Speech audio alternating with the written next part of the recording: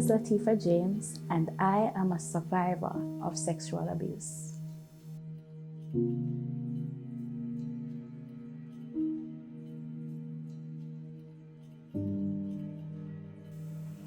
Well, the moment in my past, I was trying to dig up for so many things just in case I would get asked one of those questions.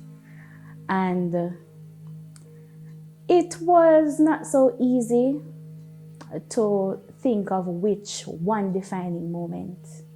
But what I realized was I went through a lot during my growing up, various issues, family-related situations, and so on. But you know what really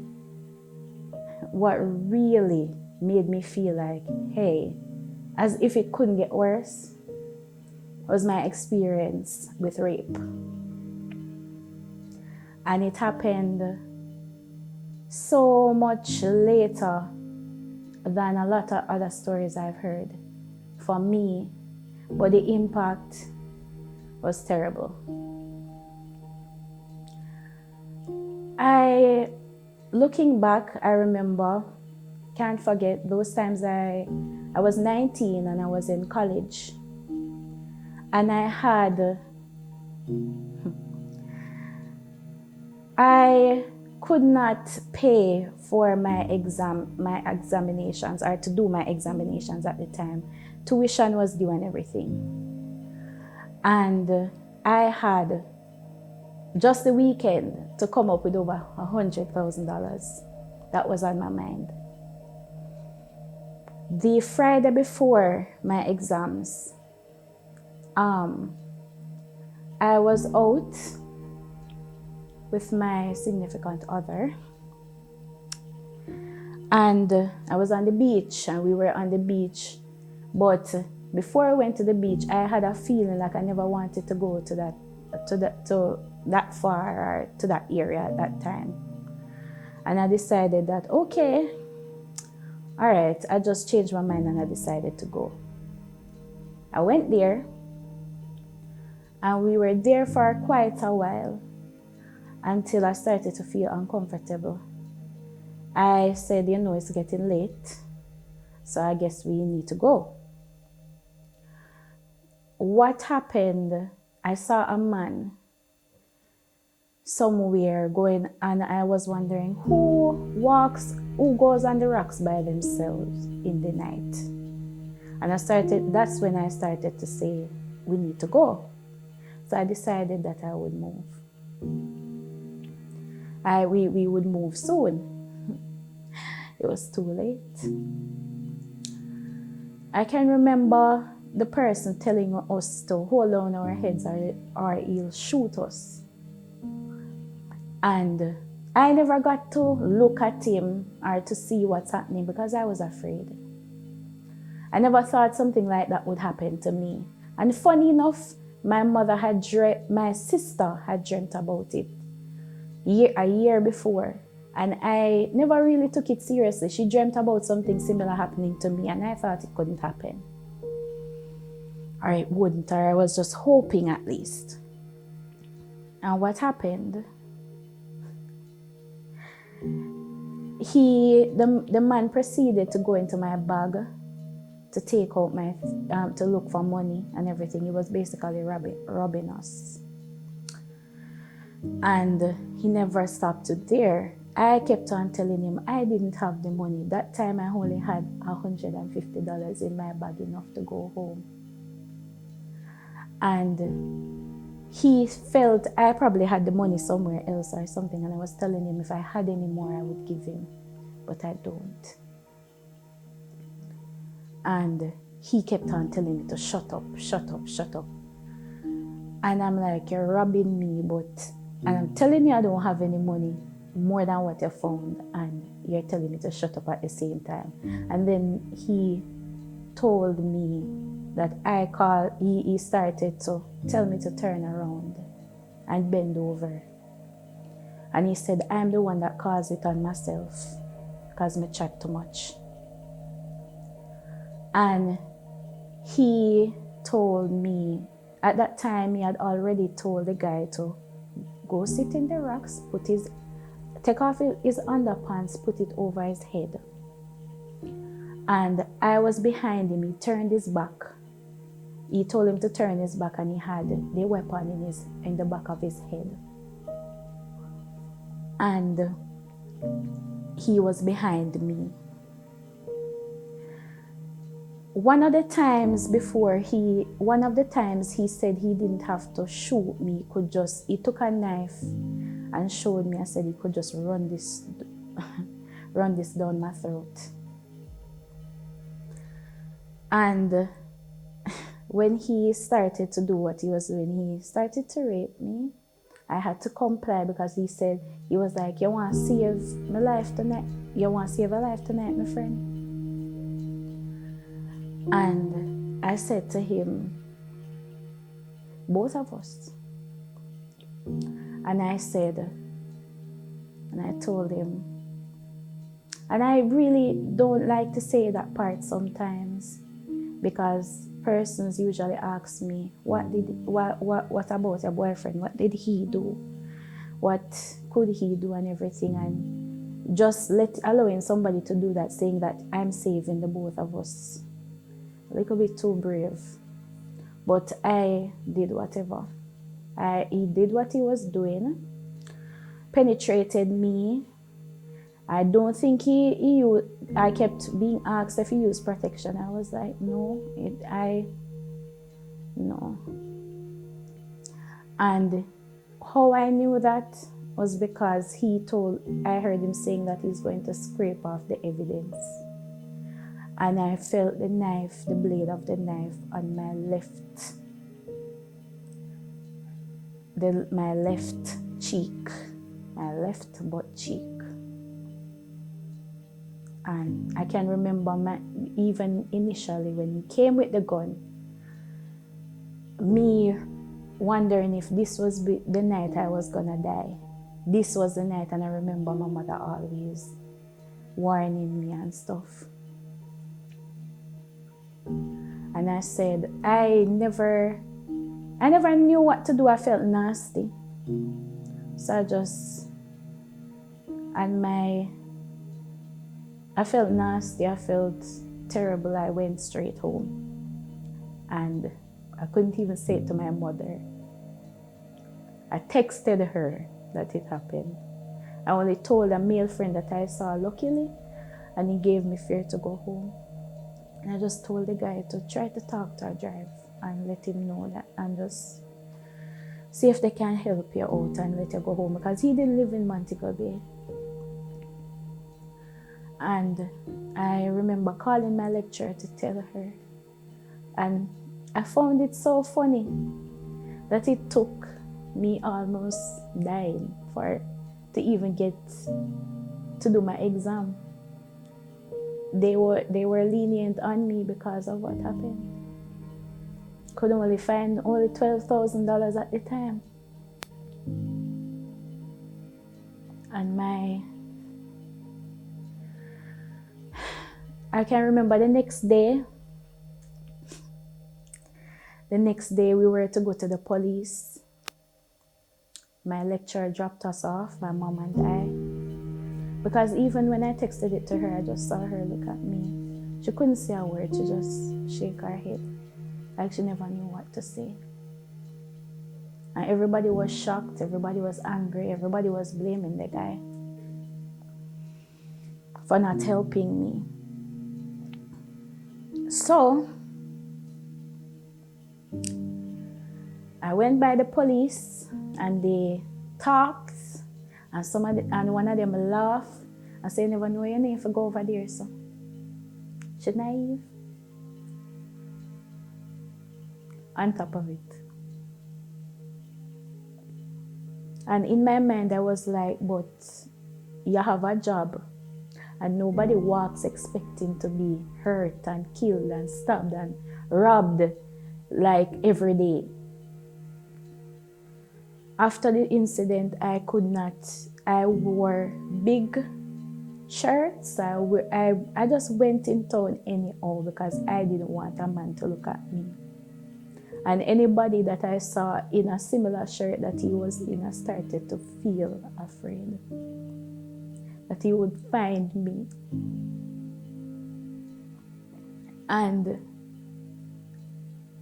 all they did was collect samples and everything, and I didn't hear anything else about it.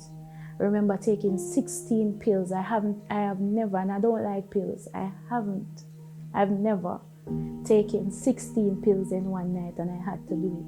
And I remember for a month, the doctor looked at me and gave me a sick leave and told me that you are going to have to stay home because the side effects were terrible. And it would have me at home for 21 days. And I looked at the doctor and I said, Doc, I have exam next week. It's only a few days. And I dragged myself every day to everyone. I told my lecturer, and I would have to leave the exam every 9:15 to go take the pills, because they were trying to prevent STIs and HIV and stuff like that, and pregnancy and everything. And she came for me each time for me to go in her office and take the pill. It was terrible. I could hardly eat. I never wanted to eat. I always felt nauseous. One day I felt like something was scraping against my stomach walls. And I asked my mother why he couldn't have just killed me. Why is he walking and I have to suffer? I never wanted to live. And I thought I'd been through enough, but that was terrible. And some people blamed me for what happened to me. The police laughed at me. Say, oh, you never know, say, you know, for beard, when them something they happen or whatever, they never come up there, which school I used to go, and all those things.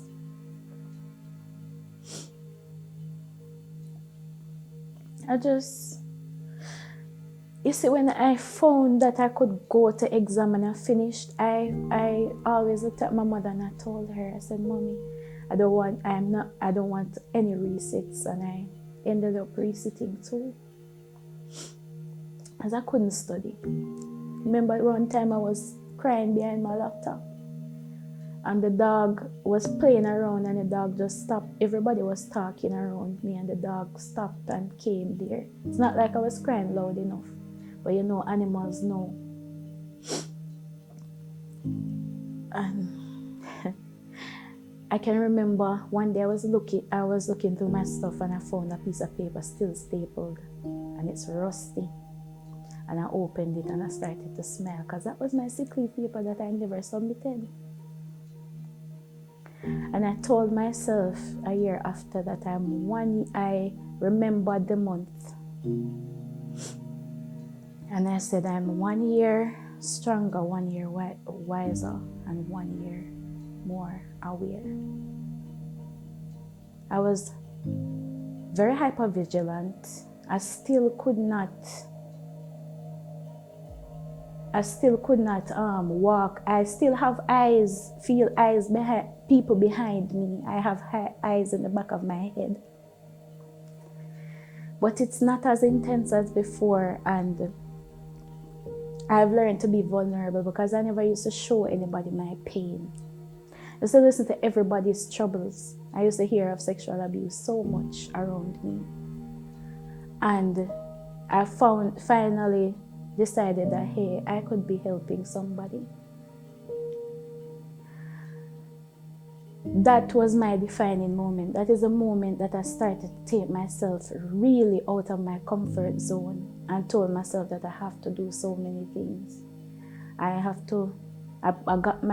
ended up in a toxic relationship right after because I was vulnerable.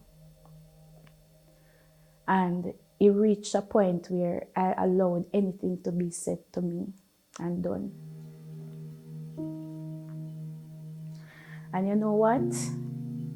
I'm proud of myself. for where I am now. I am not defeated.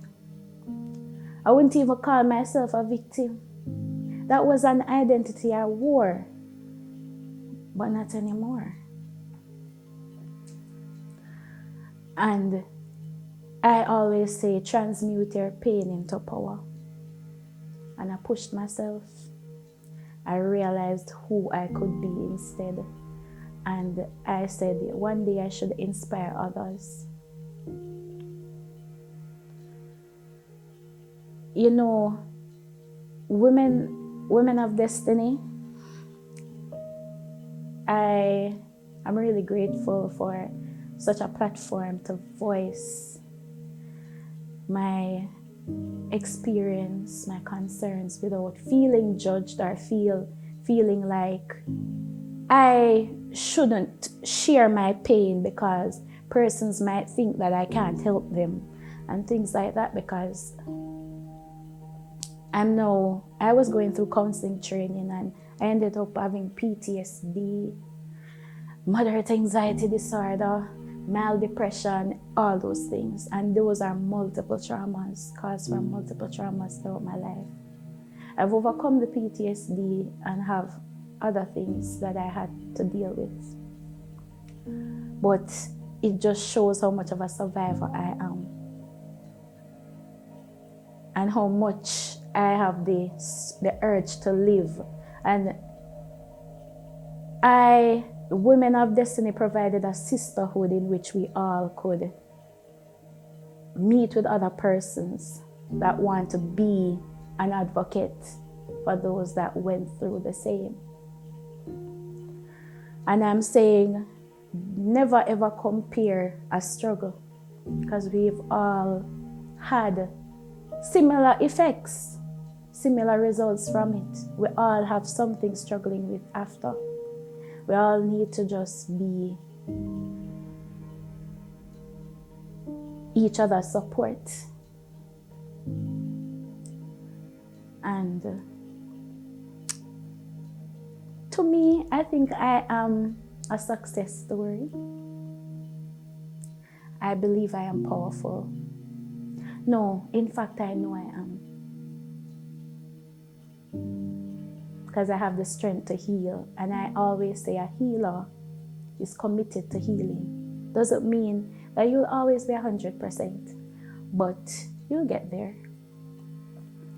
So, let me just, I wanted to share a poem because, you know, that's me. Very creative. I love to express myself through poetry. And I wrote A Tale of Strength. Now I reminisce on the days of early youth, when my soul was ancient, though I lived in a child's fantasy. Then all the walls around me crumbled to unveil a projected adult reality.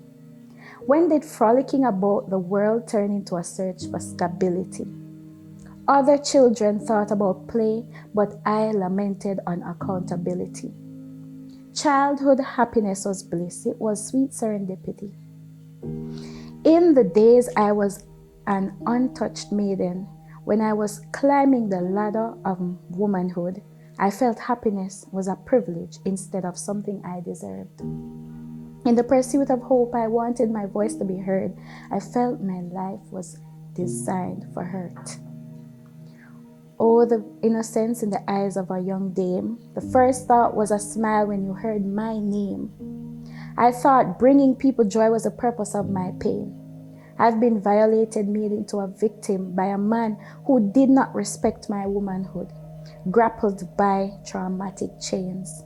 I took it all, these struggles, in humility. But in my humanity, sometimes I complained.